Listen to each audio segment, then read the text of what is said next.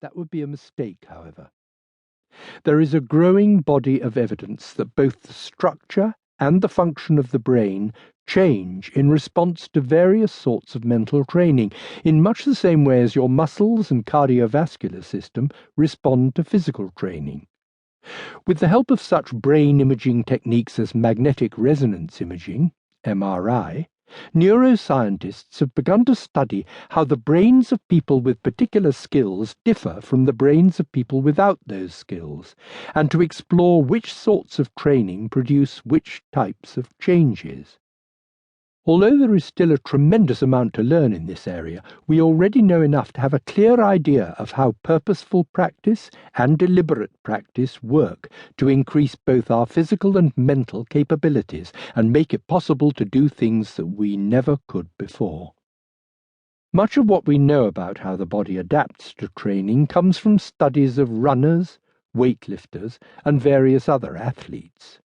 Interesting enough, however, some of the best studies to date of how the brain changes in response to extended training were carried out not with musicians or chess players or mathematicians, as some of the more traditional subjects in studies of the effects of practice on performance, but instead with taxi drivers.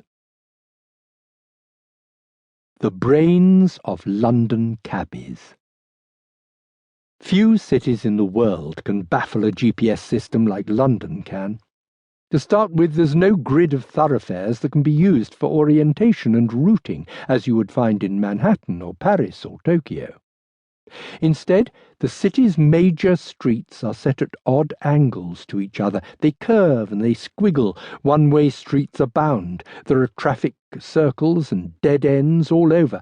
And through the middle of everything runs the Thames River, spanned by a dozen bridges in central London, at least one of which, and sometimes more, will likely have to be crossed during a trip of any length through the city.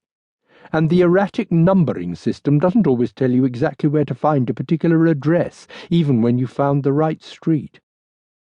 Thus, the best advice for visitors is to forget about renting a car with a navigational system and instead rely on the city's cabbies.